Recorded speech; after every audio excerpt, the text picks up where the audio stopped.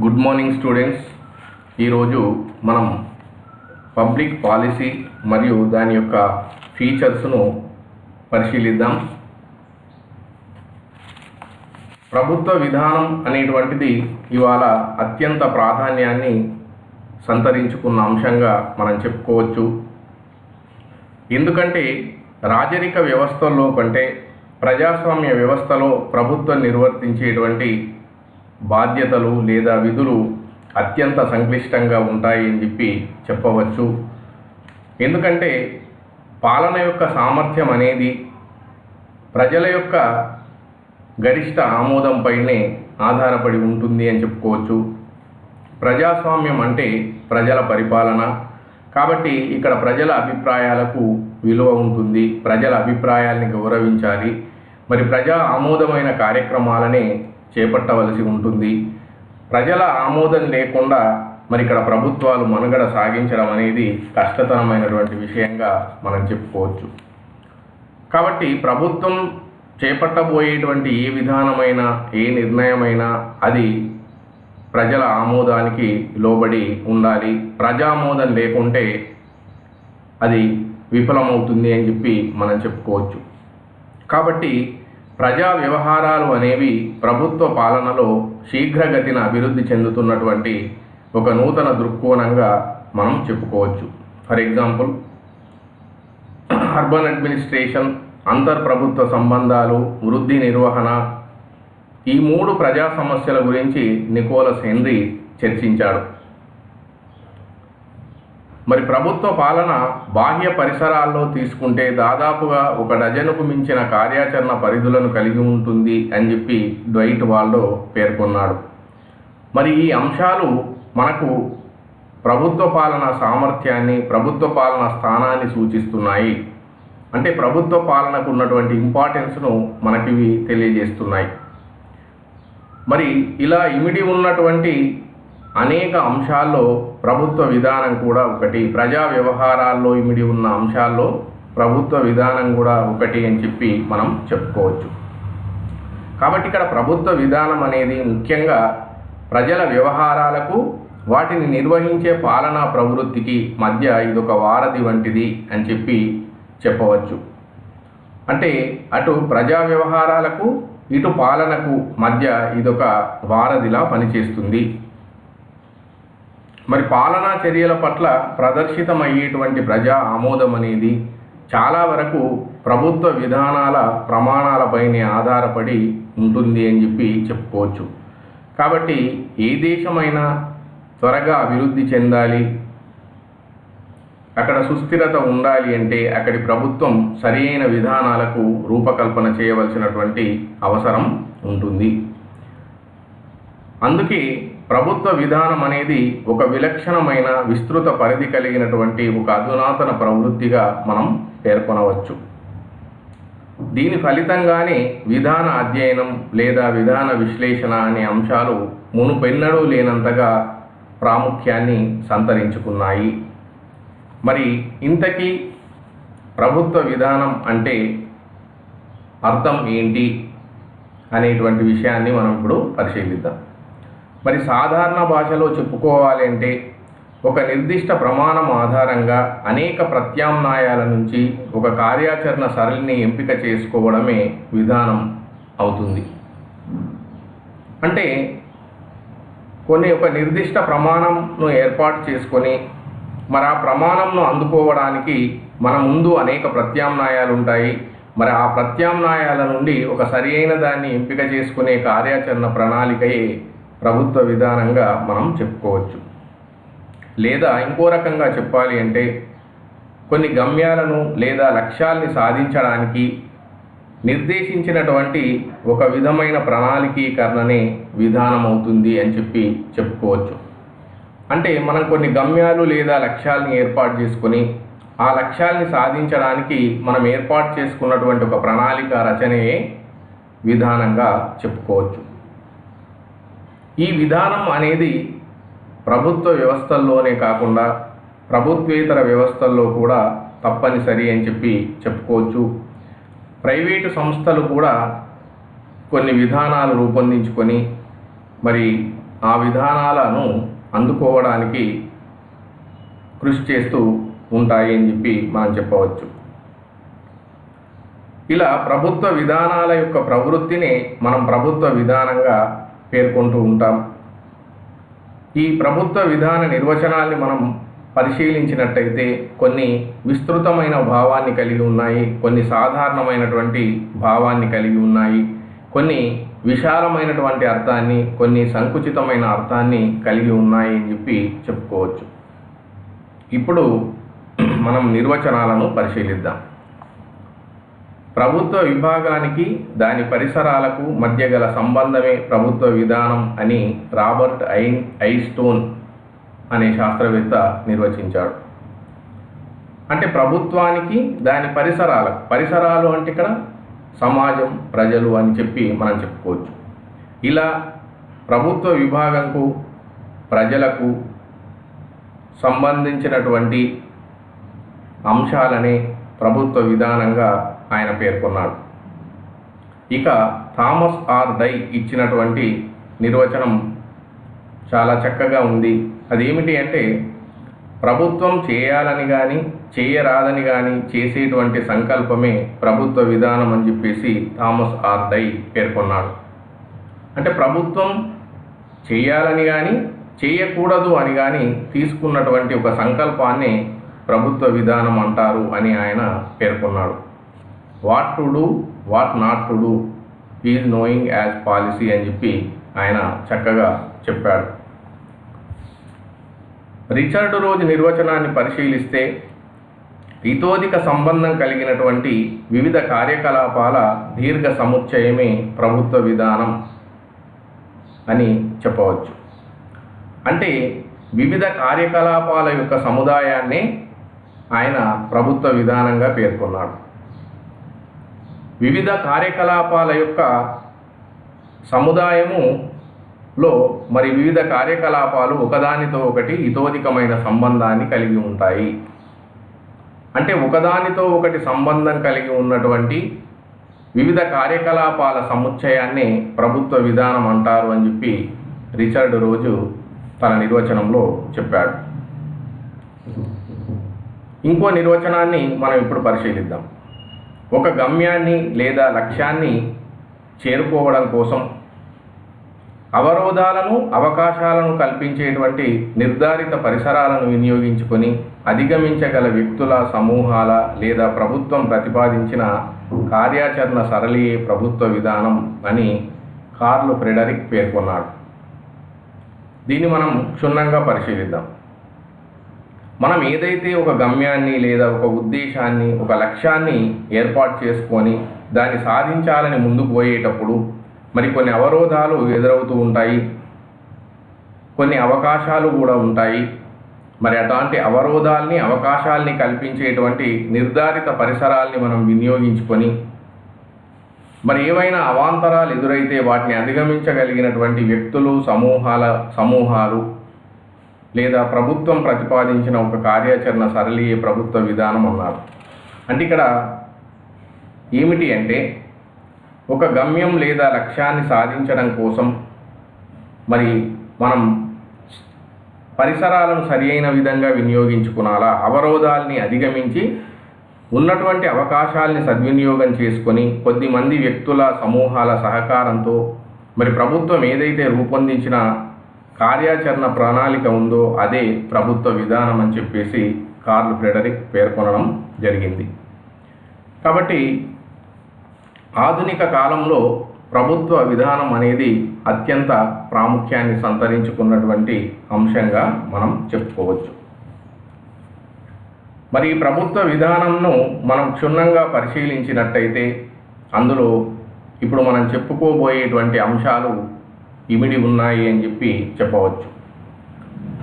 ఒకటి, ప్రభుత్వ విధానాలు సాధారణంగా ఉద్దేశానుస్థాపిత కార్యకలాపాలై ఉంటాయి. మనం ఇదివరకే చెప్పుకున్నాం, ప్రభుత్వ విధానాలు అనేవి ఏదైనా ఒక ఉద్దేశం కోసమే మనం రూపొందించడం జరుగుతుంది. కాబట్టి ఉద్దేశాలు లేకుండా ప్రభుత్వ విధానాలు ఉండవు. 2, ప్రభుత్వ విధానాలు ప్రభుత్వ ఉద్యోగుల కార్యకలాపాల సరళలతో కూడుకొని ఉంటాయే కానీ వివిధ వ్యక్తిగత నిర్ణయాలు మాత్రం కావు. అంటే ఇక్కడ ఉద్యోగులు విధానాలను రూపొందించడంలో, వాటిని అమలుపరచడంలో వ్యక్తిగత నిర్ణయాల్ని చొప్పించడానికి వీలు లేదు. వాళ్ళు ఆ విధానాల రూపకల్పనకు, వాటిని అమలు చేయడానికి అవసరమైన పని చేస్తారే తప్పితే వారి వ్యక్తిగత లేదా సొంత నిర్ణయాలకు అందులో ఎలాంటి తావు ఉండదు. ఇక మూడవ అంశాన్ని పరిశీలిస్తే ప్రభుత్వాలు వాస్తవంగా నిర్వహించేవే ప్రభుత్వ విధానాలు అవుతాయి, కానీ చేయాలని సంకల్పించేవి మాత్రం ప్రభుత్వ విధానాలు కావు. అంటే ప్రభుత్వం నిజంగా ఏదైతే చేస్తుందో అదే ప్రభుత్వ విధానం అవుతుంది, కానీ చేయాలని సంకల్పించేది మాత్రం అనుకుంటే అది ప్రభుత్వ విధానం కాదు. నెక్స్ట్, ప్రభుత్వ విధానాలు నిశ్చయాత్మకమైనవిగా, నిషేధాత్మకమైనవిగా ఉండవచ్చు. అంటే కొన్ని పనుల్ని చేయమని చెప్తుంది, కొన్ని పనులు చేయవద్దు అని చెప్తుంది. కాబట్టి విధానాలు రెండు రకాలుగా ఉంటాయి. నిశ్చయాత్మకమైనవిగా, చేయాలని చెప్పేవిగా, లేదా నిషేధాత్మకమైనవిగా, చేయొద్దు అని చెప్పేవిగా రెండు రకాలుగా ఉండవచ్చు.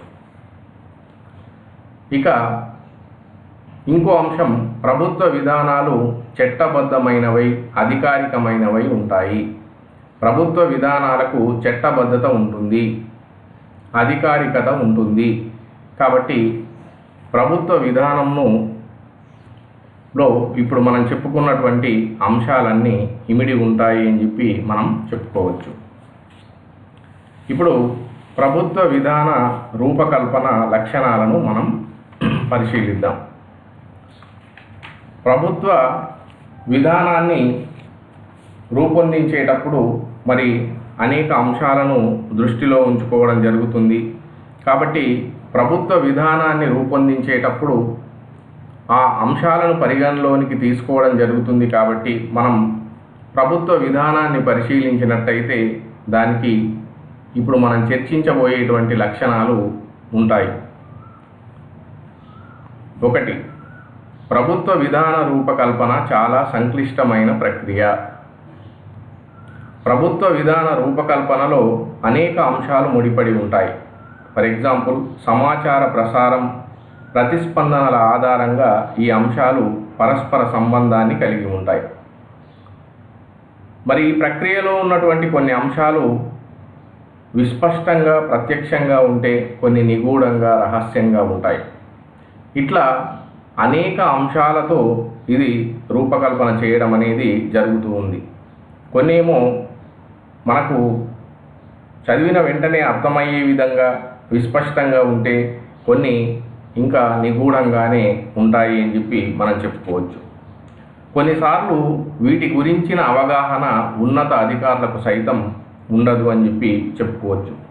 ఎందుకంటే ఈ రహస్య ప్రక్రియలు అనేవి చాలా క్లిష్టంగా, మనం పరిశీలించడానికి ఆమడ దూరంలో ఉంటాయి. మన పరిశీలనకు కూడా అవి అంతుబట్టనట్టుగా ఉంటాయి. కొన్నిసార్లు ఈ విధాన నిర్ణేతలు ఎవరైతే ఉన్నారో, ముఖ్యమంత్రులు, ప్రధానమంత్రులు, మరి వారి యొక్క వ్యక్తిగత నిర్ణయాల ఆధారంగా కూడా విధానాలకు రూపకల్పన చేయడం అనేది జరుగుతూ ఉంటుంది. కొన్నిసార్లు ఈ రహస్య ప్రక్రియల గురించి విధాన నిర్ణేతలకు సైతం కనీస సమాచారం లభించని విధంగా ఇది ఉంటుంది. కాబట్టి ఓవరాల్గా ఇక్కడ మనం ఏం చెప్తున్నామంటే, ప్రభుత్వ విధాన రూపకల్పన అనేది అంత ఈజీ కాదు, చాలా సంక్లిష్టమైనటువంటి ప్రక్రియ. దానికి అవలంబించే పద్ధతులు, అందులో ఉండేటువంటి కొన్ని అంశాలు చాలా కష్టతరంగా, సంక్లిష్టంగా ఉంటాయి అని చెప్పవచ్చు. ఇక రెండో లక్షణం, విధాన రూపకల్పన ఒక గతిశీల ప్రక్రియ అని చెప్పి చెప్పుకోవచ్చు. వ్యవస్థ యొక్క నిర్మాణ మనుగడ లక్ష్యంగా విధాన రూపకల్పన జరుగుతుంది. అంటే ఒక వ్యవస్థ తన మనుగడ సాగించడానికి మరి విధాన రూపకల్పనకు పూనుకుంటుంది. మరి ఇది ఒక నిరంతరమైన ప్రక్రియ, ఒక రోజుతో ఇది పూర్తయ్యేది కాదు. ఇది ఒక కంటిన్యూయస్ ప్రాసెస్. మరి ఈ కంటిన్యూయస్ ప్రాసెస్ను కొనసాగించడానికి వనరులు, ప్రోత్సాహకాలు ఎల్లప్పుడూ అందుబాటులో ఉండాలి. ఈ రెండిట్లో ఏదీ లేకపోయినా మరి విధాన రూపకల్పన కష్టమవుతుంది. అందుకే మనం విధాన రూపకల్పనను ఒక గతిశీలమైన ప్రక్రియ అంటాం. అంటే ఎప్పటికీ ఒకే రకంగా ఉండదు, చేంజ్ అవుతూ ఉంటుంది. పరిస్థితుల్ని బట్టి, కాలాన్ని బట్టి, ప్రజల అవసరాల్ని బట్టి మరి విధానాలు మార్పు చెందుతూ ఉంటాయి అని చెప్పి మనం చెప్పుకోవచ్చు. మరి దానిలో ఉండేటువంటి ఉప ప్రక్రియలు, విడతలు కూడా నిరంతరం రూపాంతరం చెందుతూ విధాన నిర్ధారణను ప్రభావితం చేస్తాయి అని చెప్పి చెప్పుకోవచ్చు. కాబట్టి ఇక్కడ మనం ఏం గమనించాలి అంటే విధాన రూపకల్పన అనేది నిరంతరమైనటువంటి ప్రక్రియ, ఒక కంటిన్యూయస్ ప్రాసెస్, ఎప్పటికీ కొనసాగుతూ ఉంటుంది. అంతేకాకుండా గతిశీలమైన ప్రక్రియ, ఎప్పటికీ రూపాంతరం చెందుతూ ఉంటుంది, మారుతూ ఉంటుంది, ఎప్పుడూ ఒకే రకంగా ఉండదు. మూడవది విధాన నిర్మాణ కృషి. మరి ఈ విధానాన్ని నిర్మించడానికి ప్రభుత్వ వ్యవస్థలో ఉన్నటువంటి అనేక ఉపవ్యవస్థలు విభిన్న పద్ధతుల్లో దీనికి తోడ్పాటును అందిస్తూ ఉంటాయి. అంటే ఒక్క శాఖనే ఈ విధాన రూపకల్పనకు పూనుకోదు. అనేక శాఖలు, అందులో ఉన్నటువంటి ఉపవిభాగాలు కూడా విధాన రూపకల్పనకు ఎంతగానో తోడ్పడతాయి అని చెప్పి మనం చెప్పుకోవచ్చు. మరి ఈ కృషి కొన్ని సమయాల్లో వినూత్నంగా ఉంటూ ఉంటుంది. మరి ఉపనిర్మాణ లక్షణాలు కూడా ఇలాంటి తోడ్పాటును నిర్ధారిస్తాయి. ఒక వ్యవస్థకు ఇంకో వ్యవస్థకు, ఒక సమాజానికి ఇంకో సమాజానికి కూడా ఇందులో వ్యత్యాసం ఉండవచ్చు. ఉదాహరణకు ఒక వ్యవస్థలో ఆమోదం పొందినటువంటి విధానం ఇంకో వ్యవస్థలో ప్రజల ఆమోదం పొందలేకపోవచ్చు.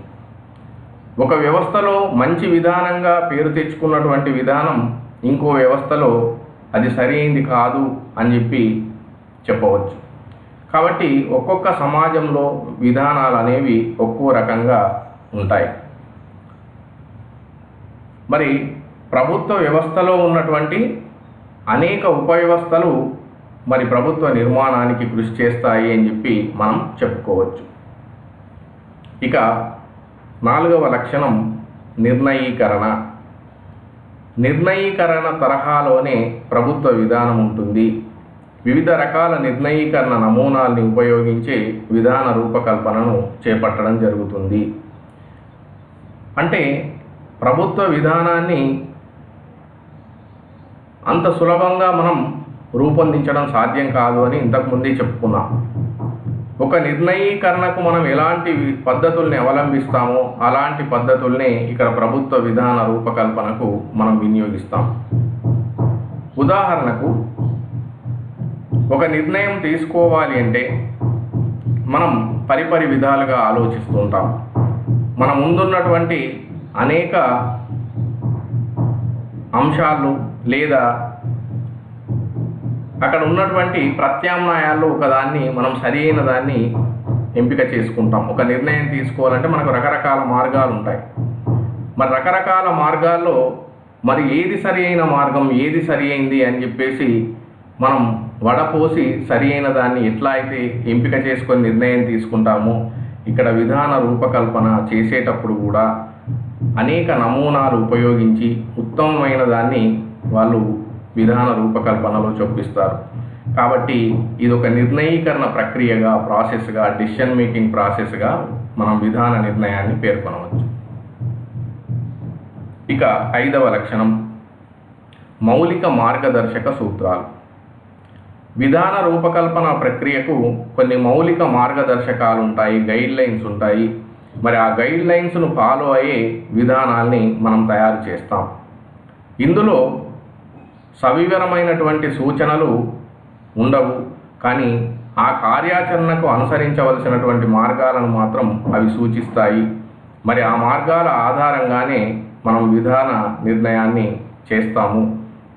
మరి వీటిని నిర్ధారించుకున్నాక కూడా వివరణాత్మక ఉపవిధానాలు మరి సాధారణ సిద్ధాంతాన్ని నిర్దిష్టంగా నిర్వచిస్తాయి అని చెప్పి చెప్పుకోవచ్చు. అంటే ఇక్కడ విధానం రూపొందించినప్పుడు కూడా సవివరంగా రూపొందించడం అనేది జరగదు, ముఖ్యాంశాలను మాత్రమే రూపొందిస్తాము. మరి దానికి సంబంధించినటువంటి మళ్ళీ వివరణలన్నీ కూడా కార్యనిర్వాహక శాఖ వాటికి తయారు చేస్తుంది అని చెప్పి మనం చెప్పుకోవచ్చు. అంటే విధాన నిర్ణేతలు ముఖ్యాంశాలు మాత్రమే తయారు చేస్తారు, మళ్ళీ కార్యనిర్వాహక శాఖ దాన్ని అమలు చేసేటప్పుడు వివరాలను దానికి జోడిస్తుంది అని చెప్పి మనం చెప్పుకోవచ్చు. ఇక 6వ లక్షణం కార్యాచరణ ఫలితాలు. మరి నిర్ణయీకరణ అనేది కార్యాచరణకు దారితీస్తుంది. మరి సమాజ సంక్షేమానికి అత్యంత ప్రధానమైన ప్రభుత్వ విధానం కూడా కార్యాచరణలో మంచి ఫలితాలను సాధించాలనే లక్ష్యంతోనే వ్యవహరిస్తుంది. మరి మనం ఒక విధానం రూపొందించాము అంటే తప్పకుండా దాని నుండి ఒక మంచి ఫలితాలని సాధించాలన్న ఉద్దేశంతోనే మనం విధానాన్ని రూపొందిస్తాం. కాబట్టి విధాన రూపకల్పన అనేది దాన్ని అమలుపరచడం ద్వారా ఒక సరియైన ఫలితాలని, మంచి ఫలితాలను సాధిస్తుంది అని చెప్పి మనం చెప్పుకోవచ్చు.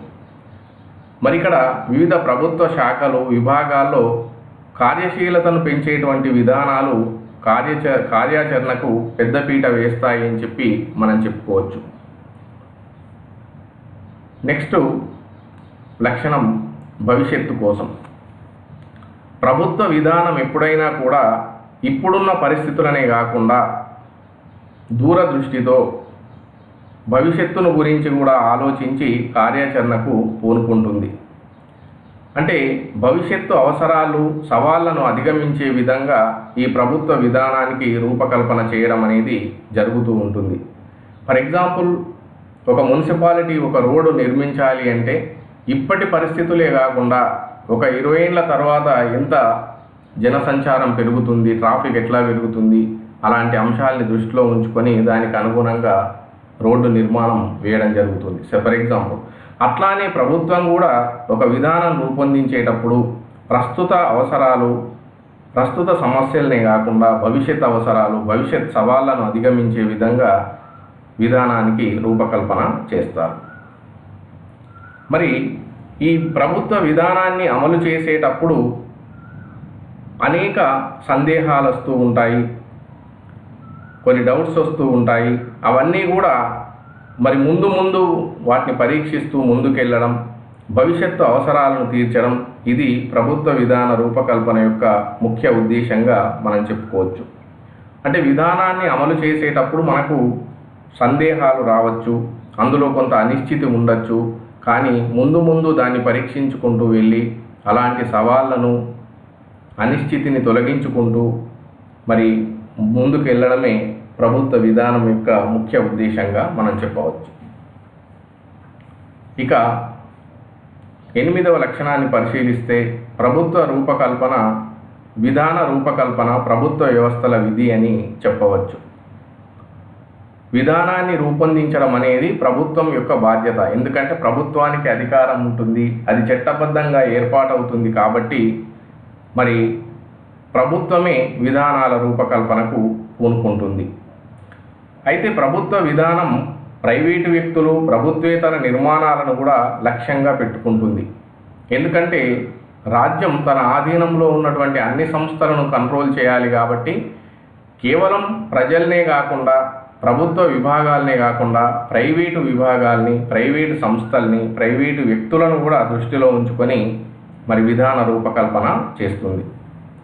ఫర్ ఎగ్జాంపుల్, చిన్న మొత్తాల పొదుపును పెంపొందించడం, దానికోసం ఒక విధానం రూపొందించినప్పుడు మరి అది ప్రజలందరి యొక్క సంక్షేమాన్ని, సమాజ సంక్షేమాన్ని దృష్టిలో ఉంచుకొని రూపొందించినటువంటి విధానంగా మనం చెప్పుకోవచ్చు. ఇక ప్రజా ప్రయోజనాలే ముఖ్యం. అంటే ప్రభుత్వం ఒక విధానాన్ని తయారు చేయాలి అనుకున్నప్పుడు అది ప్రజల యొక్క ప్రయోజనాల్ని తన దృష్టిలో ఉంచుకుంటుంది. ప్రజల ప్రయోజనాలకు భంగం కలిగించేటువంటి విధానాలు మనుగడ సాగించలేవు, మనం ఇంతకుముందే చెప్పుకున్నాం. కాబట్టి విశాలమైనటువంటి ప్రజల యొక్క ప్రయోజనాల్ని సాధించడమే ప్రభుత్వ విధానం యొక్క ముఖ్య లక్ష్యంగా మనం చెప్పుకోవచ్చు. అయితే అలాంటి ప్రయోజనాల్ని నిర్ధారించడం అంత తేలికైనటువంటి విషయం కాదు. ఎందుకంటే కొన్నిసార్లు కొంతమంది వ్యక్తులకు నష్టం జరిగినప్పటికీ ఓవరాల్గా సమాజానికి లాభం జరగచ్చు. ఫర్ ఎగ్జాంపుల్, ఒక రోడ్డు నిర్మాణం మనం చేపట్టినప్పుడు కొంతమంది ఇల్లు భూములు కోల్పోవచ్చు, కానీ కొన్ని వందల వేల మందికి మరి ఆ రహదారి సౌకర్యం ఉపయోగపడుతుంది అని చెప్పుకోవచ్చు. కాబట్టి కొన్నిసార్లు మనం ప్రజా ప్రయోజనం ఇది అవునా కాదా అనేది నిర్ధారించడం అంత సులభమైనటువంటి విషయం కాదు. అయినప్పటికీ కూడా విధాన రూపకల్పనలో ప్రజా ప్రయోజనమే ప్రధాన అంశంగా ఉంటుంది అనేటువంటి అంశాన్ని మనం గుర్తుంచుకోవాలి. ఇక ఇంకో లక్షణాన్ని మనం పరిశీలిస్తే అత్యంత ఉత్తమమైన సాధనాల వినియోగం. విశాల దృక్పథంతో చూస్తే ప్రభుత్వ విధాన యొక్క రూపకల్పన లక్ష్యం మరి గరిష్ట ప్రయోజనాల్ని సాధించడమే. మరి ప్రయోజనాలు వ్యయాల మధ్య సమతుల్యం ఉండాలని చెప్పే కొన్ని విలువలను ఇవి కలిగి ఉంటాయి అని చెప్పుకోవచ్చు. కాకపోతే వాటిని నిర్దిష్టంగా కొలిచేటువంటి ప్రమాణాలు ఏవీ ఉండవు. అందుకే ప్రయోజనాల సాధనకు అవలంబించేటువంటి అత్యున్నతమైనటువంటి మార్గాలను ప్రభుత్వ విధానం అన్వేషిస్తుంది. మరి విధాన అమలులో కూడా వాటికే ప్రాధాన్యత ఇస్తుంది అని మనం చెప్పుకోవచ్చు. కాబట్టి ప్రభుత్వం ఒక విధానానికి రూపకల్పన చేసేటప్పుడు మరి తన ముందున్నటువంటి అనేక సాధనాల్లో ఉత్తమమైనటువంటి అత్యంత ఉత్తమమైన సాధనాల్ని అది ఎంపిక చేసుకుంటుంది. మరి కొన్నిసార్లు దాని ద్వారా కలిగేటువంటి ప్రయోజనం, దానికి అయ్యేటువంటి వ్యయం రెండింటినీ బేరీజు వేసుకున్నప్పుడు మరి వ్యయం ఎక్కువైనా సరే దాని ద్వారా ప్రయోజనం ఎక్కువ ఉంది అన్నప్పుడు ప్రభుత్వం వ్యయానికి వెనుకాడదు. అందుకే ప్రజల ప్రయోజనాలకే అది పెద్దపీట వేస్తుంది. అలాంటి ప్రయోజనాల్ని సాధించడం కోసం తన ముందున్నటువంటి అత్యుత్తమ మార్గాలను ఎంపిక చేసుకొని అత్యుత్తమమైనటువంటి సాధనాల్ని వినియోగించుకొని విధానాలకు రూపకల్పన చేస్తుంది అని మనం చెప్పుకోవచ్చు. ఇక చివరి లక్షణం, రాజకీయాలు ప్రభుత్వ విధానం మధ్య కూడా సంబంధం ఉంటుంది. ఎందుకంటే రాజకీయ నాయకులు విధానాల్ని నిర్ణయిస్తే మరి ప్రభుత్వం ఆ విధానాల్ని అమలుపరుస్తుంది అని మనం చెప్పుకోవచ్చు. కాబట్టి ప్రభుత్వ విధానానికి ప్రభుత్వ పాలనకు అవినాభావ సంబంధం ఉన్నట్టే ప్రభుత్వ విధానానికి రాజకీయాలకు మధ్య గట్టి సంబంధం అనేది ఉంటుంది. ఎందుకంటే విధాన రూపకల్పన యొక్క ప్రక్రియ రాజకీయాలు, రాజకీయ కార్యాచరణలో ఒక భాగంగా మనం చెప్పుకోవచ్చు. రాజకీయ నాయకులు విధాన నిర్ణేతలుగా మనం చెప్పుకోవచ్చు. అందుకే గాబ్రియల్ ఆల్మండ్ ప్రకారం రాజకీయ వ్యవస్థ అంటే అనేక నిర్మాణాల, విధుల యొక్క సమాహారంగా మనం చెప్పవచ్చు. మరి ఈ నిర్మాణాలు, విధుల మధ్య తప్పకుండా పరస్పర సంబంధం అనేది ఉంటుంది. ఈ రాజకీయ ప్రక్రియలో మనం ఫలితాలు సాధించాలి అంటే తప్పకుండా ప్రభుత్వ విధానాలపైనే ఆధారపడవలసి వస్తుంది. అందుకే సమాజంలో వివిధ వర్గాలను రాజకీయంగా సమీకరించడం, ఉద్యోగాల్లో వారిని భర్తీ చేయడం, రాజకీయ ప్రయోజనం పొందడం, ప్రజా ప్రయోజనాలను ఎలుగెత్తి చాటడం, తన రాజకీయ లక్ష్యాల్ని ప్రసారం చేయడం, ఇవన్నీ కూడా ప్రభుత్వ విధాన రూపకల్పనలో ఒక అంతర్భాగంగా ఉంటాయి అని మనం చెప్పుకోవచ్చు. మరి వీటన్నింటినీ ఆధారంగానే ప్రభుత్వ విధానాలు రూపొందించబడతాయి. రాజకీయ పార్టీలు తప్పకుండా తమ ప్రయోజనాలను కూడా ఇక్కడ దృష్టిలో ఉంచుకుంటాయి అని చెప్పుకోవచ్చు. ఒక విధానానికి రూపకల్పన చేసినప్పుడు దాని ద్వారా మరి రాజకీయ ప్రయోజనాన్ని పొందడానికి కూడా కృషి చేస్తాయి. ప్రజల ప్రయోజనాన్ని ఎలుగెత్తి చాటుతాయి.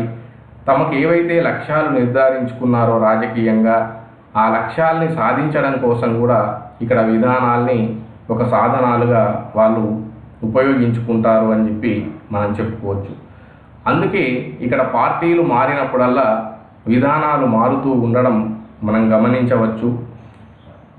కాబట్టి ఏది ఏమైనా కూడా మరి సరి అయినటువంటి ప్రభుత్వ విధానాలకు రూపకల్పన జరిగినప్పుడు ప్రజా సంక్షేమం పెంపొందుతుంది, దేశం అభివృద్ధి చెందుతుంది అని మనం చెప్పుకోవచ్చు. మరి విధాన అధ్యయనం అనేది సామాజిక శాస్త్ర సాహిత్యంలో ఇవాళ ఒక ఆకర్షణీయమైనటువంటి పదజాలంగా ప్రాముఖ్యాన్ని సంతరించుకుంది. మరి ప్రభుత్వ విధాన నిర్మాణము, దాని ప్రవృత్తి, వివిధ అంశాల మధ్య సంబంధం, ఇలాంటి అంశాలు సమాజానికి, ప్రభుత్వ రంగానికి అవసరం అని మనం చెప్పుకోవచ్చు. మరి మునుపెన్నడూ లేనంతగా ప్రభుత్వ పాలన విధాన అధ్యయనాల మధ్య సంబంధం పెరుగుతూ పోతుంది అని చెప్పి చెప్పుకోవచ్చు.